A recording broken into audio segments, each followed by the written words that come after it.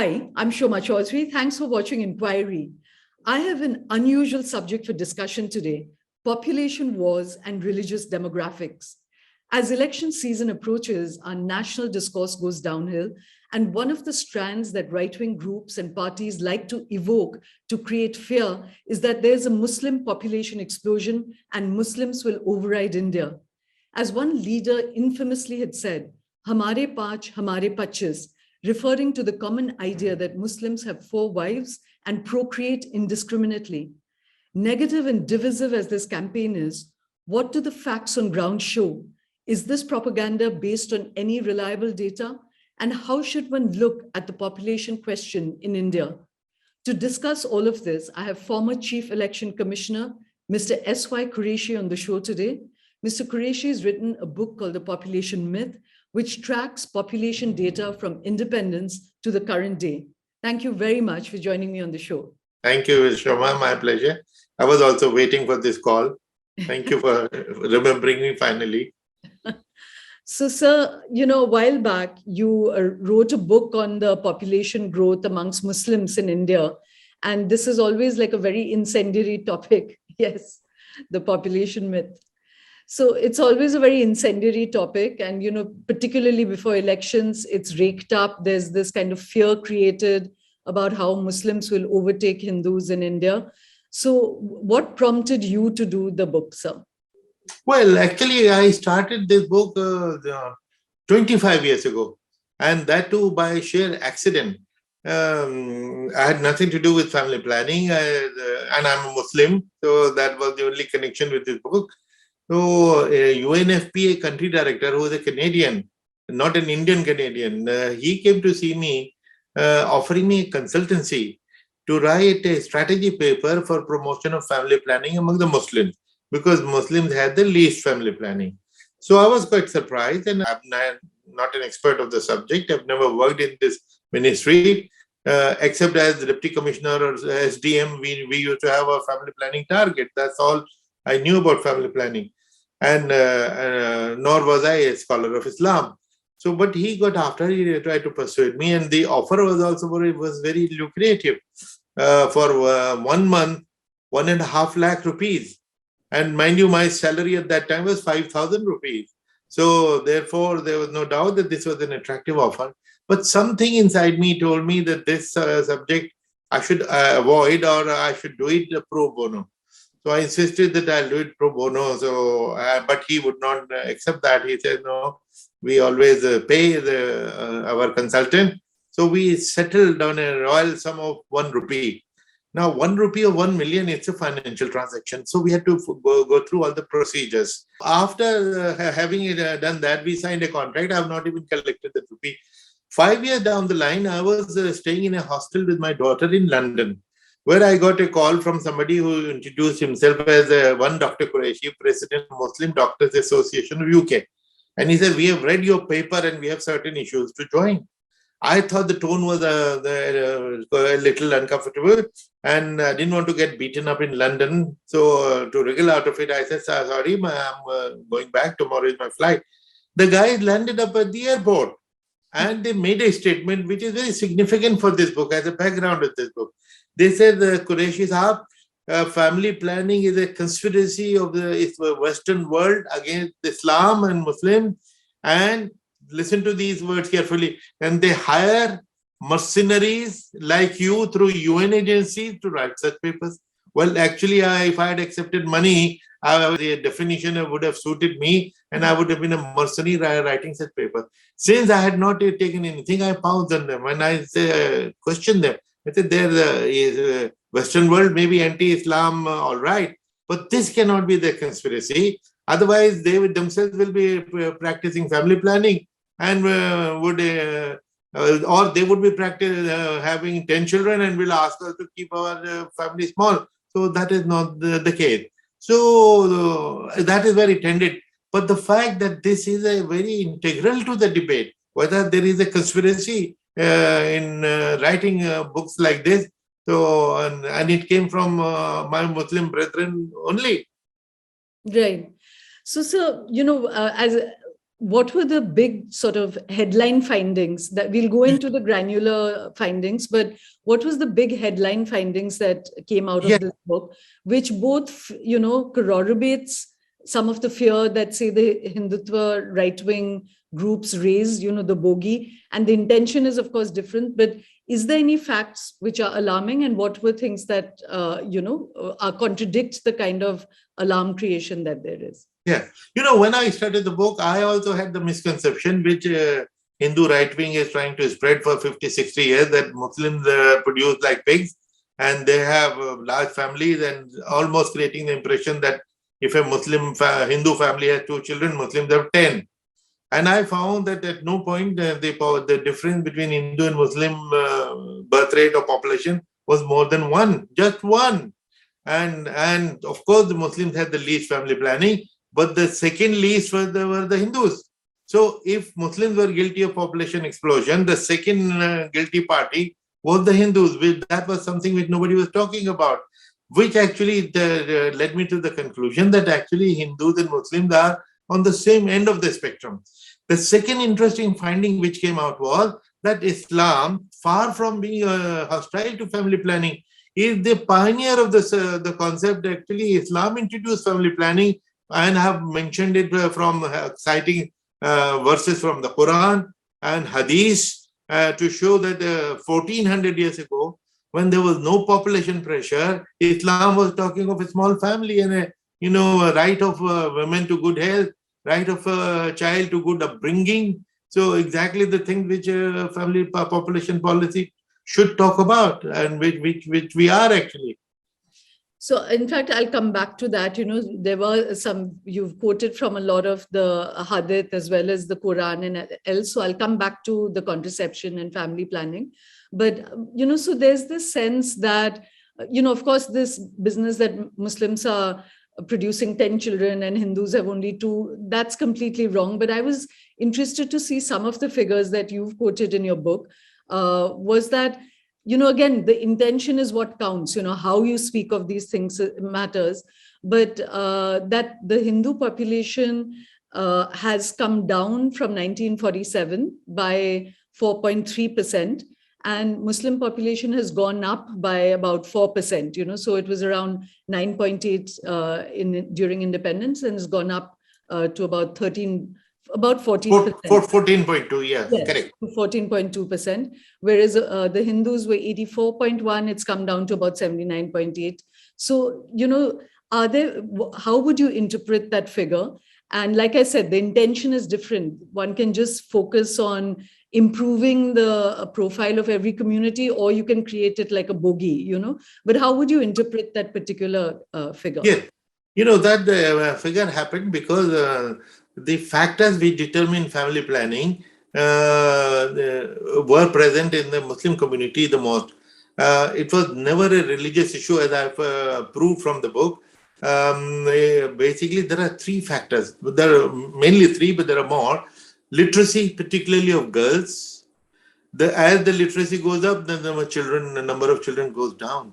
Second is income. With increased income, number of children goes down. And the access to services, the service delivery, the doctors, nurses, hospital, contraceptive availability. So if that goes up, these services improve. And we found that Muslims were backward in all these things. They were the least educated, they were the poorest, and services were not reaching them. Typically, what we found was that in a Muslim locality, the doctors, nurses, everybody would be reluctant to go, and calling them mini Pakistan.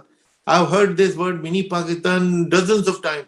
So nobody wants to go there. If you do not go there, so how will they practice family planning then? So that was a major finding from the study, and later on when I was going through the book. Yeah, I found it very interesting, like you said, that, there's this idea that the religious divide or the cultural divide is the biggest one.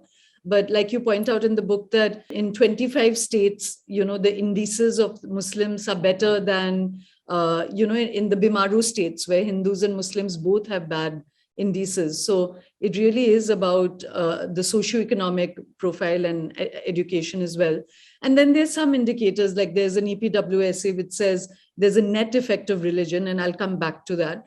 But so I was asking you also that, again, these big headlines, numbers that people play with, one of the other figures that caught my attention in the book was that the Hindu population would stabilize, and it has right now reached replacement levels in 2021. And the Muslim total fertility rate would again stabilize about 10 years later in 2031. And by 2101, India's population would become completely stable. And at that point, Hindus would actually be about 800 crore more than Muslims. It would be at 1.3 billion Hindus and 320 million Muslims. And Muslims would stabilize at about 20% of the population. So how did you arrive at these figures? These are all Government of India figures, either the census figures or the National Family Health Surveys. There have been 4 so far. The 5th one is also now nearly complete. Some excerpts from there have been released, but the main survey is yet to come. So my book is based on the NFHS 1, 2, 3, and 4, and of course the census figures. So the findings are therefore totally authentic and Government of India figure. And Muslims are catching up. I found that for the last 30 years particularly, the acceptance of family planning, adoption of family planning by the Muslims is much, much faster than the Hindus, which is why the gap between Hindu birth rate and Muslim birth rate, which was 1 child, 1.1 to be precise, has now come down to less than half a child, 0.48. So that is how the gap is narrowing. And but Muslims continue to be more backward educationally in all these 3 factors which I mentioned, which is why despite catching up fast, they're still the lowest in the hierarchy. And we were at least 5-10 years behind the Hindus, that is natural. But the way they're catching up, they will surely come to the same level. Yeah, so the fertility rate was very interesting. I mean, these all new, even for the audience, it'll be new concepts. So can you help us understand that, again, if you look, depends on the interpretation or what spotlight you put on these figures. But the fertility rate of Muslims was at 30, I think it was 30%, and it's coming up. Let us understand in terms of what is called total fertility rate, TFR. Total fertility rate is the number of children a woman will have in her lifetime. At the moment, the total fertility rate of Muslims is 2.61, whereas of the Hindus, according to the latest, is 2.2. So the Hindus are more advanced than the Muslims, but Muslims are not very far. Yeah, and projection is in the next 3 to 4 years, even in the Bimaru, so-called Bimaru state, UP, Bihar, Madhya Pradesh, and Rajasthan, things will improve. And India would have achieved fertility rate of 2.1 or less. Now, 2.1 is called the replacement rate. What does it mean? That, there are 2 parents and they have 2 children. Parents will die, the children will take over, the population is replaced. But what is this 0.1 doing there, 2.1? Because there are some children who will die early. So to keep that margin, 2.1 is the replacement rate. India has already achieved the replacement rate, which means there will be no further population growth. Except 5, 7, 10 years, there will be a growth because the people, young people who were born 18, 19 years ago, they are at the peak of productivity. So children will be born. But after 10, 12 years or so, the population will start declining. By the 2100, actually, the population would have declined substantially. Right. Yeah, there'll be net growth because there's such a young population. So, like we just discussed, our population is likely to stabilize at 1.7 billion. So there'll be that expansion. But so, yeah, you explained about I was asking you that this fertility transition that communities go through, that apparently that decline in Muslim growth, fertility growth is very, very strong, because earlier, again, there's a gap between Hindus and Muslims. So Hindus were at 19% and it's come down to 16%. Muslims were at about 30%, but they've come down to 24%. So there's almost like a 7% drop. So, what explains this amongst Muslims? Is there community action, or is there government programs? Like, what is creating this catch-up process where Muslims are concerned? Very, very good question. Basically, the Muslim education has improved. They are catching up on education. Their economic conditions are also improving, despite the economic boycott call of certain elements which we read about every day. Since the Muslim community, since the 1992 particularly, has been focusing on education, so that is impacting the population growth also.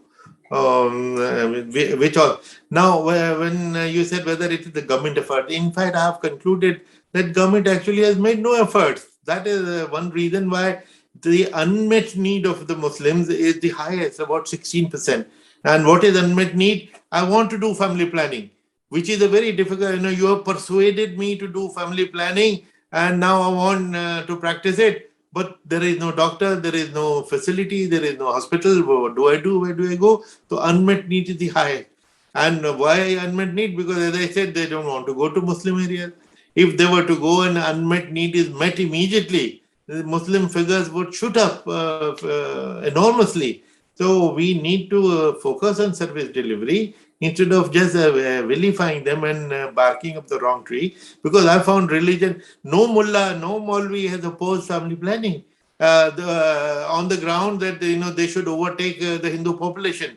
I have come across some opposition in this sense that they genuinely believe that Islam is against family planning, which I have disproved because quoting the Quran, quoting the Hadith, and if you would permit me later during this conversation, I'll tell you which verse from the Quran to me is a recommendation for family planning and what exactly is the Islamic position. So we can discuss that. Yeah. No, in fact, why don't we touch on that right now itself? There is this idea that, of course, that Muslims are against sterilization or any permanent, ligation, but that, you've quoted a lot, as I said earlier. So, of course, please share what is the misconception, which are the verses which create a misconception, and which are the ones that you feel refute that. Correct. Yeah. First of all, let me agree with you that unanimously the Muslim scholarly opinion is against sterilization. They all say it is un-Islamic. They are not opposed to family planning. They are not opposed to spacing methods at all. They encourage, in fact, but they are opposed to sterilization. Despite that, 20% Muslims have adopted sterilization, defying the Islamic mandate of tinkering with the body, that is considered non-Islamic. Despite that, 20% have done it. Now, what does Islam say? Actually, nowhere in the Quran family planning has been prohibited. There are only interpretations. Some are for, some are against, and I have mentioned all of them. And to me, the clinching verse of the Quran, which talks of family planning, is where Quran is addressing young people and says that a young men, you should marry because it will keep you away from looking at lust with other women till you have the means, till Allah gives you the means. Now, till Allah gives you the means that you should be in a position to bring up a family. So this one young man went to the Prophet seeking his guidance and explanation. He says, look, Allah says I should postpone my marriage. I don't have the means. I'm a poor guy, but I have my sexual needs. What should I do? So Prophet repeated that verse and he says, till Allah gives you the means and you are in a position to bring up a family, till then you should resort to fasting, because fasting suppresses sexual desires. So a Quranic mandate that postpone your marriage till you have the means. Prophet explaining how to postpone it successfully by fasting. And there is another hadith. Hadith is what Prophet said or what Prophet did as reported. So one man who had many children went to the Prophet and said, I want to practice what was the prevalent practice at that time, azl, which is coitus interruptus, which means in simple language, a withdrawal method. That I want to practice withdrawal, but a Jew says that is minor infanticide because you are killing the sperm.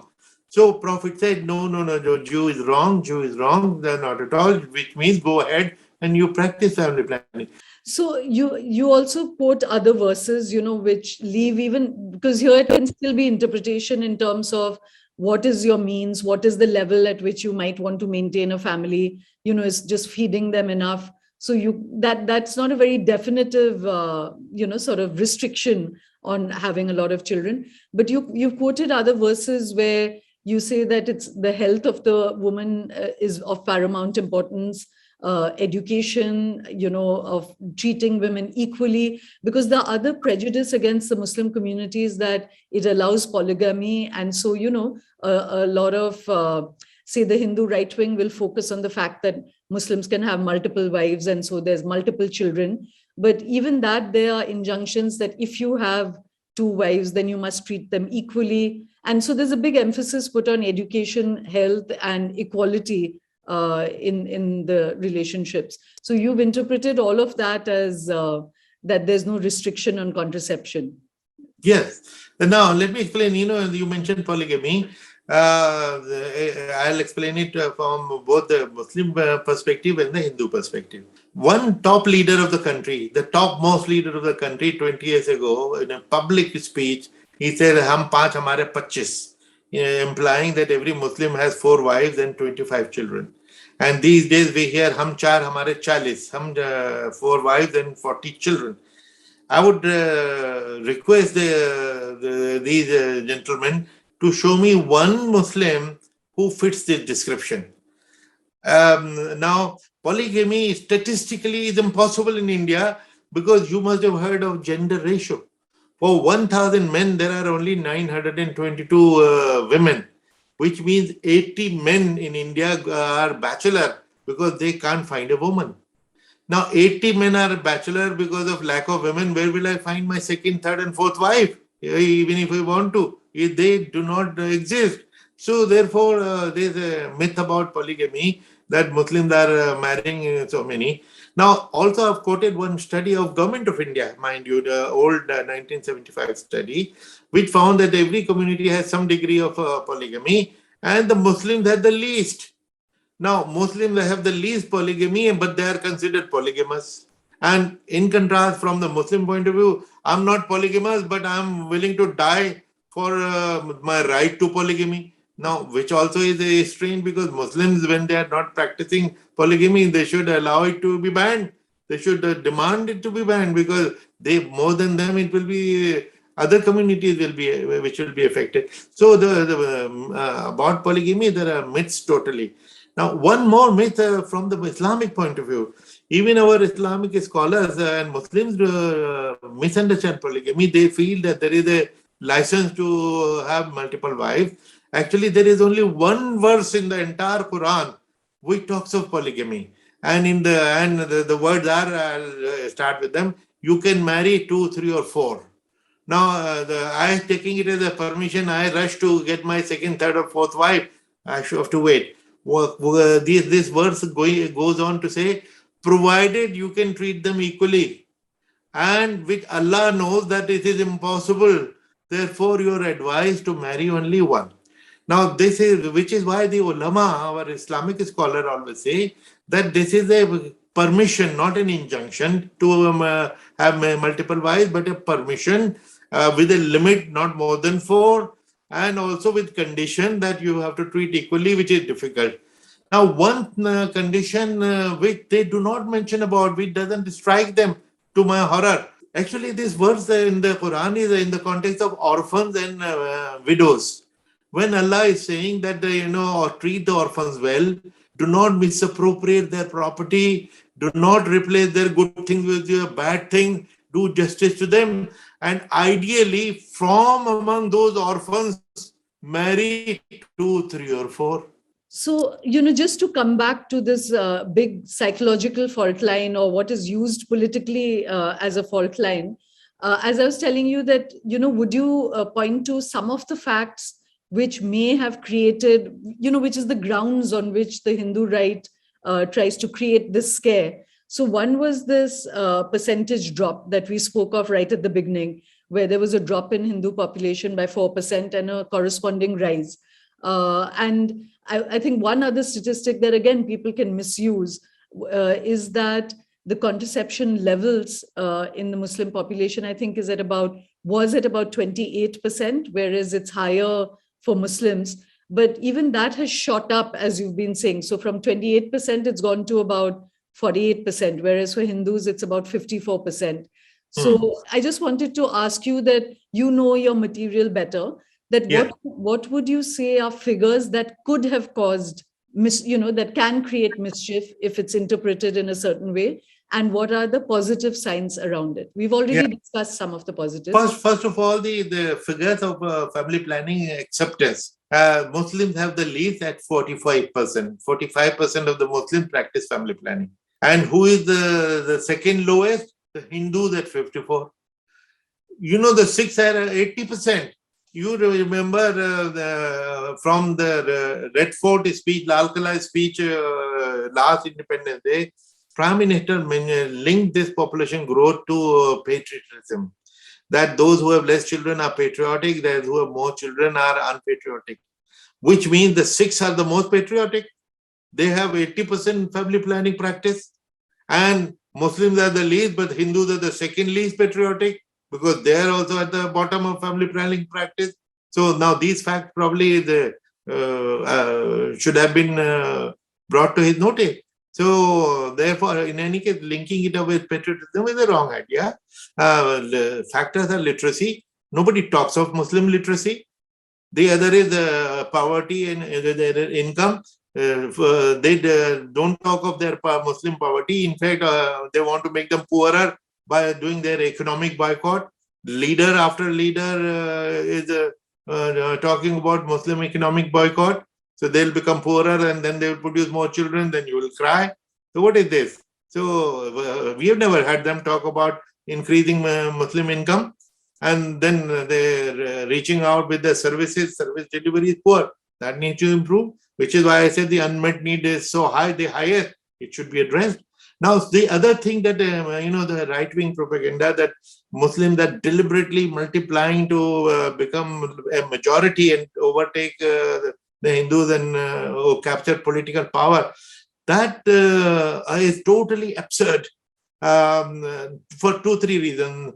Number one, the gap between the Hindus and Muslims, which was about 13 crores in 1951, in the beginning of independent India, has gone up to 67 crores. So the gap between Muslims is actually increasing. I requested my friend Professor Dinesh Singh, Vice Chancellor, former Vice Chancellor of Delhi University, great mathematician, and his colleague Professor Ajay Kumar to do a mathematical model for me. I gave them the 70-year data. I said, this is the rate at which family planning is being adopted. How soon will the Muslims overtake the Hindu population? And he sent me a report and graphs which say that no question of ever Muslims overtaking the Hindu population. And you will see Muslims are going like this, the Hindus are going like that. And they've given a graph for the next 150 years. And he says, you can keep on adding years, make it 1,000 years, 2,000. This is how it will go up. So, I think that mathematical model actually clinches this debate. I only hope it reaches the ears of the people, of everyone, actually. Right. No, so many of the figures that we were discussing is showing that for whatever reasons that you've already spelled out, backwardness, economic backwardness, lack of education, whatever disparities there was in the fertility transition, Muslims are catching up very fast, in terms of lowering the fertility rate and reaching a stable, and all the indices look good. There are just some states, particularly UP, and now that UP is going in for elections, where the average Muslim population is more than the national average. It's at 19.8% or something, whereas the national average is 14.2. But the lack of education is huge. If these figures are correct, it emerged out of a conference that OAC had called to assess the status of Muslims in UP. And the literacy rates, illiteracy rate is at 78% for Muslims in UP, compared to the national average of 54%. So, what explains this lack of education, sir, in Muslim communities? And if we set aside all the historic, hostilities, what can the community do to improve its own situation? Yeah, no, it's a very sad situation that the Muslims are the least educated in a religion which starts with the very first word of the Quran is Iqra.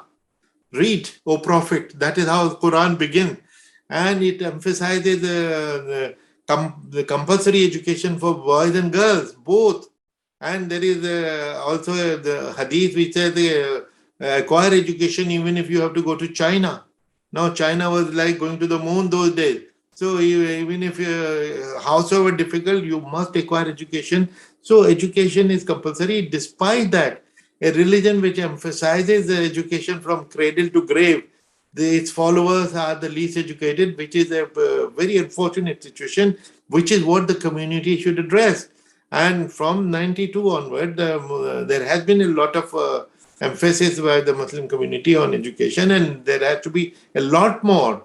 We need to speed up not only just enrollment of boys and girls, but also quality of education, because therein lies the salvation, therein lies the answer, overall development. That's extremely important. Right. So there's a lot of focus, recently Baba Ramdev, who's of course now, his voice is less visible in public life, but in between he was trying to put a lot of focus on the population growth and explosion. And there was a private member bill about, quite often it comes up that it should almost be coercive, that there should be disincentives put into whether you can have a panchayat job or government jobs or welfare schemes. All of that should be tied into disincentivizing you to having more than 2 children. When you were researching this book, there's quite often a kind of popular support for this, not for the sterilization kind of thing which Sanjay Gandhi did, but some sort of coercive methods. What did you find while researching the book? Does that work? Is it at all recommended? Coercion is definitely counterproductive. Those who have been talking about Muslim population growth, they all mention China. Look, they have one child norm. Let's also have, number one, if you have any coercive norm, it will have to be for all communities. It cannot be for Muslims, howsoever much they may want to do it. But it will have to be for everyone. Now, it is not only the Muslims who are producing many children. As I said, the Hindus are number 2 in producing children. It will affect them also. In fact, when UP and Assam bills were passed, the first opposition came from Vishwa Hindu Parishad, I think, if I'm right. They said, how dare you say that only one child is the good norm? And there is a study by Mrs. Nirbala Butch, who was a senior IS officer of Madhya Pradesh, who studied 5 states which had introduced 2-child norm, and she found that it worked against women, because men who because the punishment for having more than 2 children was that they could not contest election. So in order to contest election, they started divorcing their wives. Since they already had more than 2 children, they started giving away their children in adoption to other people, so that they are within the eligible limit of less than 2 children. So she had conclusively proved empirically that any coercive measure is counterproductive, particularly for women. And now look at our role model, China. In 2016, they discovered that 1-child norm actually had done more harm to China than good. So they increased it to 2-child norm. And in 2019 or 20, they increased it to 3-child norm. Now, so what happened to our role model? If we have to learn from them. So I think let us study the Chinese model. Why did they abandon? Because coercion doesn't work. On the contrary, I think India's population policy has been a great success. Currently, the population policy of 2000 is in operation, and we have already achieved the replacement rate. And now we will go down, the population will stabilize, and after that, population will actually start declining. So we have achieved it through persuasion, not with danda. And incidentally, there was a committee formed by National Institute of Health and Family Welfare of Government of India to study the politicians' response to family planning. And they made me the chairman of that committee. One interesting finding from there we studied 4 Lok Sabhas, 13, 14, 15, and 16, which means 20 years. And we found no questions were being asked about family planning by these politicians. It became a taboo subject. Only 0.15% of all the questions were on family planning. Now, when politicians, that is because of the backlash of emergency, it became an untouchable subject. I have suggested that please talk about family planning. It's an important thing. I've pleaded to the Muslims that they should adopt family planning, because that is where the salvation is. That is extremely important for all-round development. Yeah, and the one-child norm is psychologically, emotionally, if it just happens out of circumstance, that's fine. But otherwise, there's also the whole idea of familial relations and sibling relations, which are important. But the other, you just said that, but I was very heartened to read in your book and elsewhere that, like you said, the government of India's response has actually become more and more evolved, that it's moved just from, birth control to actually reproductive rights. And it's tied in with infant mortality, maternal health, so it's reproductive rights. And so the whole thing is much more positive. And as you said, we've achieved really great goals with evolved persuasion rather than coercion, which is like a big achievement. Exactly. Right. So, sir, just to come back, it's very courageous to even approach this idea of a religious demographic, but to do it in the correct spirit, which is not to demonize any community, but to look at how to help them improve if any particular community is lagging behind the other. So one other good standard here where there is a lot of prejudice against Muslims would be to understand how other Muslim countries have dealt with population control and family planning. So take some of the most conservative Muslim nations. What is the status there, say in Saudi Arabia or any of the desert countries, or maybe Indonesia, Bangladesh? How have those countries, Pakistan, how are they dealing with it? Yeah, very good point. But let me first mention the first point which you made. Sorry, मैं भूल गया. आपने सबसे पहले कुछ point किया था, वो मैं बताना. I said that we had reached our population goals through very evolved persuasion. And said this taking up the issue of religious demographics, if there are disparities between communities, to take it up in a positive way of affirmative action rather than to demonize them. That's the point I was making. So in that context, I wanted to ask you how other Muslim countries have dealt with. In fact, there is a whole chapter on family planning in Muslim countries, because I wanted to see what has been their response, if they also believe that Islam is against family planning. And I found, to my pleasant surprise, that the most conservative Islamic country, Iran, has the best family planning in the world, and not among the Muslim countries, but of all the countries. Almost 80% or 85% of the population has adopted family planning.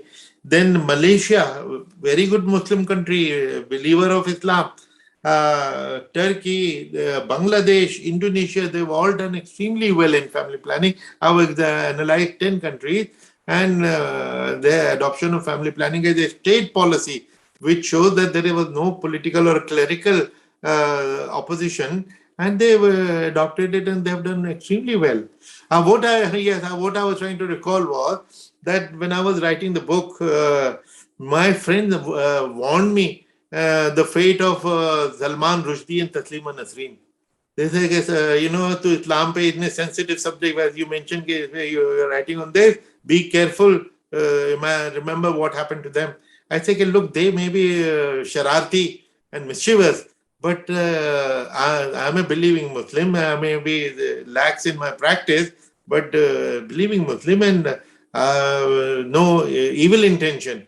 Therefore, which is why my book has been accepted very well by the Islamic scholars also, besides the other educated people.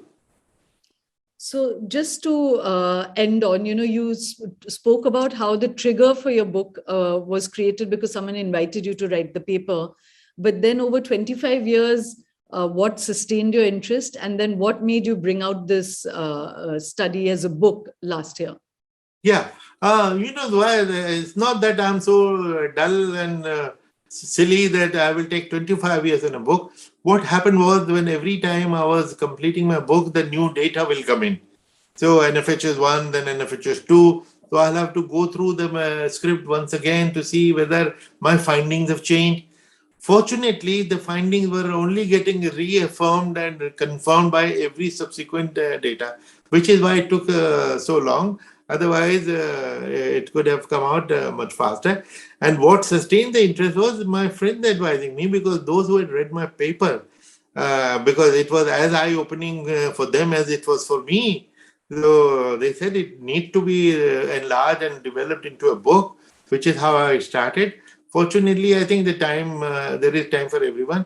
And lately, for the last 5-7 years, in the propaganda that Muslims are multiplying deliberately to overtake the Hindu population, that also was a factor which compelled my friends and me to take it up on priority. I mean, they reminded me, and I took it up on priority because nobody has challenged them. They have gone unchallenged all these 60 years.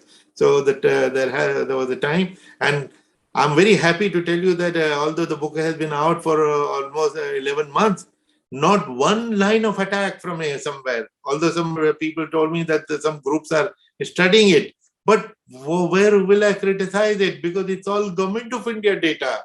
Just put in the right perspective, and which is why. Secondly, if you go to Amazon, you will find about 160 comments on me. 3 are bad, which was on the first day. That is because of my name is Quraishi, and they don't like that name at all. So, but 159 comments are also, it's eye-opening, fantastic book, great data, and mind you, all Hindus, which means that basically Hindus are secular. Their minds are secular.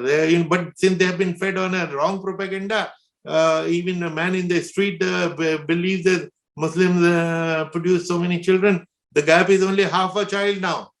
But people don't know, so we need to talk about it. And now, one is the enormous propaganda machine of the right wing. The other is the lone voice of a small civil servant, for a retired civil servant. Now, how to amplify this voice and reach to maximum people so that at least they know the facts. And based on that, they should develop love or hatred for the Muslim community. No, I was in preparation for speaking with you. I was looking up some right-wing groups, the opinion sites, to see what is the data that they use to create this propaganda. And so that's why I was asking you for those headline figures, that what do they use as ammunition? And it was this fact that, at independence, it was 9%, Muslim population percentage was 9%, and now it's become 14.2%. It'll become 20% in so much time. So, they focus on what they see as exponential growth. Whereas what your book has done very, very effectively is to show that while there may have been a growth graph in terms of percentage increase of Muslim population in India, but the rate of it is going down, which shows that the Muslim population naturally is wanting to curtail its own population growth. So like all the figures you said, the fertility rate is going down, the contraception percentages are going up, there's a huge unmet demand for women who want to practice family planning. So all that shows that, as the community is evolving, it itself is automatically wanting to reach for better indices, human indices for health and for family planning. So it really depends on what figures you focus and, what's the intention of that focus. I will, I will send you, Shoma, my PowerPoint presentation where there's a mathematical model. That one graph says 1,000 words.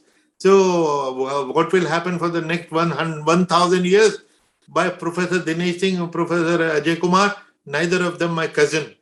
So it is their analysis and their mathematicians. So I think that is the clincher in the entire debate.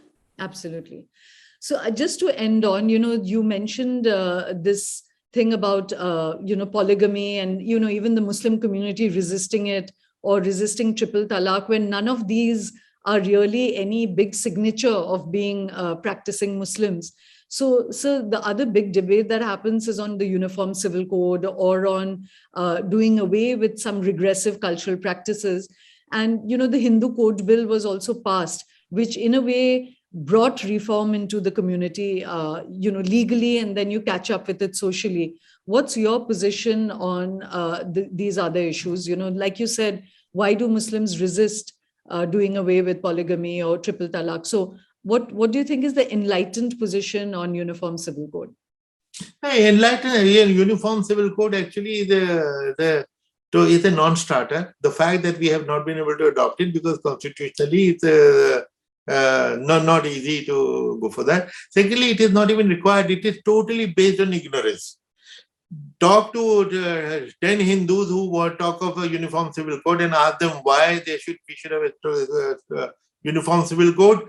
Their answer will be because these guys have 4 wives. Why should they have 4 wives? Let that be enforced. Except for that, there is no point in their mind. They don't know anything about that. Now, and I've already told you, the polygamy is a myth because polygamy cannot happen because gender ratio is adverse against women in India for the last 100 years. In 1901 census, there were 972 women. And throughout the century, they have kept on only going down. And why is that happening? Because of discrimination against girls, against the girl child. We allow them to die. The female feticide, instead of reforms like this, they are barking up a wrong tree.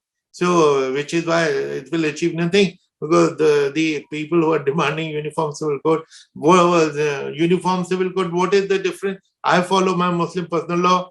I do nikah, you do pheras. So what is the difference? Who does it hurt? I'll get buried, you will get cremated. So who is getting harmed? What is the issue? What is the conflict? Therefore, personal laws are recognized by the constitution themselves. So, it is totally based on this misunderstanding that the Uniform Civil Code will change polygamy of the Muslims, which in any case is non-existent. The least polygamous are the Muslims. Please do show that graph from my book or the presentation, which I'll send you. Sure.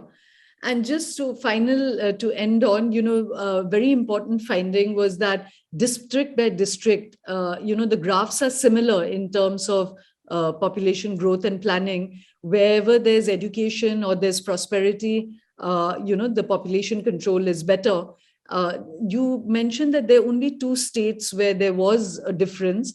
One was Assam and Haryana. So the Bimaru states, both Hindus and Muslims obviously do worse because of the backwardness and lack of education, poverty. But, you singled out Assam and Haryana for being different.